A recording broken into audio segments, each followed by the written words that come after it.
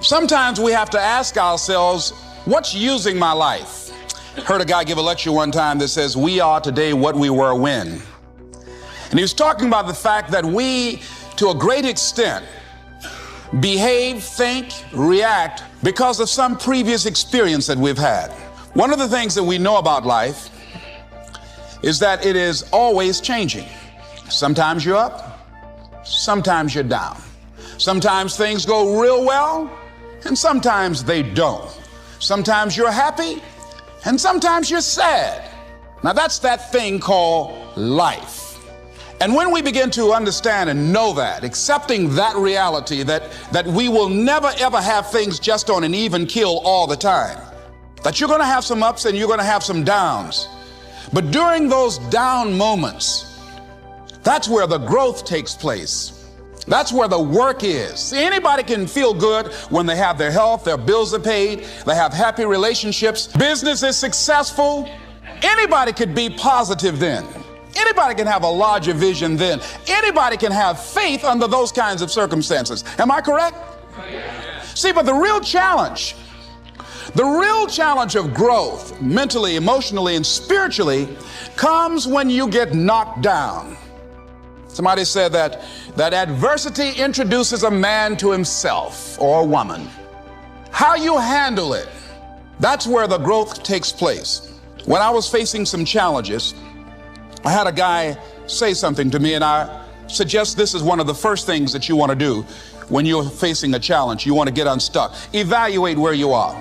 Look at it, assess yourself. Assess yourself and assess the situation. What brought you there? What role did you play? Earl Nightingale had a saying I like. He said, all of us are self-made, but only the successful will admit it. What has brought you to this point? What did you learn from it?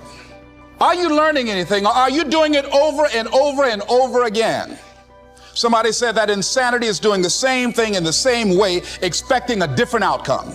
Are you going through it, or are you growing through it? Are you bigger and better because of it? Because it's not going to leave you until you grow through it. I was going through a major challenge in my life that was wearing me out, that was using me. Well, you see, your mind is, you know, when you go into a service station to get gas, you don't go in there and just start pumping. When you push the lever up, it clears the previous bill. By the same token, if you want to begin to move, you've got to clear your mind of all the unnecessary luggage and baggage that's weighing us down. I couldn't move, I couldn't think about what am I going to do to get out of this situation, because I was so concerned about what happened and what he did to me and how bad it was. I was so stuck in that I couldn't even focus on what I should have done. Feeling sorry for myself and angry, and none of that was taking me anywhere.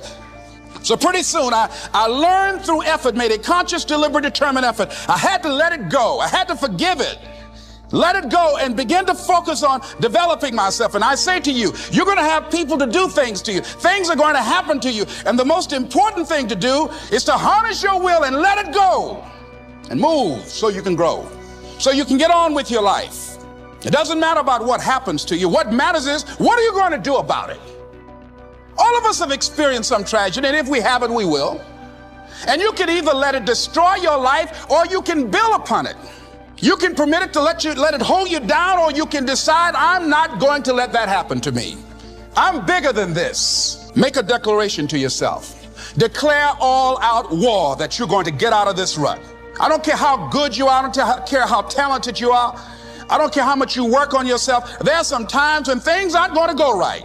They just are not going to go right. There are times when anything that can happen will happen. Murphy's Law will be knocking at your door. Why? I don't know why. That's called life. And you have to deal with it.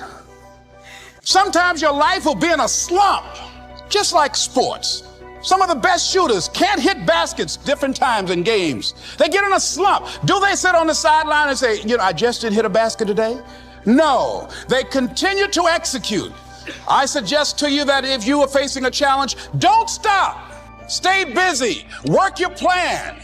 Continue to do those things that you know that work for you after you have evaluated yourself in the situation. Continue to move. Stay busy, stay busy, stay busy. Find somebody that you can help so you can forget about you for a moment. See, sometimes the best thing to do is to be. Sometimes you have to just back up and go within yourself. A bow and arrow, you can't take a bow and just push it out an arrow. You just can't push the arrow out. You have to pull it back and then release it. Sometimes you have to back up and go within and pray and meditate and recharge your batteries. Go away, clear your head, and then come back and look at it from a different vantage point. Don't operate while you're under the spell or the effect of what's going on. Next thing is that you've got to activate the thinker in you. Don't allow your emotions to control you. We are emotional, but you want to begin to discipline your emotion. If you don't discipline and contain your emotions, they will use you. Your mind goes on automatic, just like a garden. You know, I loved reading the book called As a Man Thinketh by James Allen. He uses the analogy of the mind being like a garden. You know, weeds don't have to have any encouragement to grow. You don't have to water them. They don't have to get sunshine. They don't have to have fertile ground. They will grow through the cracks of a sidewalk. Am I right? But if you want to grow orchids or roses or any kind of exotic flowers, there are special processes and procedures you must go through. Well, by the same token, you don't have to force yourself or motivate yourself to think negatively, to be depressed, to hate somebody, to want revenge, to want to get back at somebody, to beat yourself up over the head, to feel loaded with guilt. You don't have to make any effort to do that. Your mind is on automatic. It will do that by itself. But if you want to begin to move into your own personal greatness, if you want to begin to really enjoy a happy, successful, healthy life, you've got to be willing to go against the tide. You've got to be willing to harness your will and say, in spite of this, I'm in control here. I'm not going to let this get me down. I'm not going to let this destroy me. I'm coming back, and I'll be stronger and better because of it. You have got to make a declaration that this is what you stand for. You're standing up for your dreams. You're standing up for peace of mind. You're standing up for health. You want it, and you're going to go all out to have it. It's not going to be easy. When you want to change, it's not easy. If it were in fact easy, everybody would do it. But if you're serious, you'll go all out. So yes, I'm going to turn this situation around. I'm not going to sit back and moan and cry over what happened and what went wrong and who did what. I'm going to do something about this situation. The next thing that is important is that expect things to get better for you, because they are. See, life is cyclic. You're not, whatever experience you're having right now, it has not come to stay. It has come to pass. Not to stay, just to pass. It's just going through. The biggest challenge is to know what's happening. This is a part of this thing we call life. This too shall pass. And maintaining perspective, putting it in perspective. The other thing is take full responsibility for your life. Accept where you are and the responsibility that you're going to take yourself where you want to go. Someone said we have two primary choices in life. We can either accept conditions as they exist, or we can take the responsibility to change them.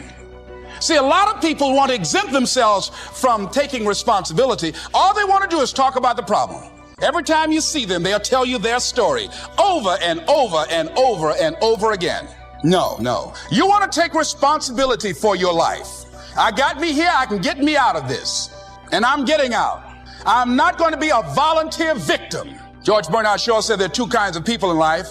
You know, he said those that make things happen, those that watch things happen, and those that don't know what happened. And he said the people that get along in this life look around for the circumstances that they want, and if they can't find them, they make them.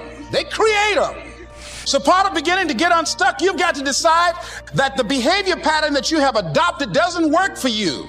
You've got to change your strategies, and changing your strategy means reinventing your life, recreating you, and you have the power to do that. You can decide that you're going to change, that you're not going to be a wimp.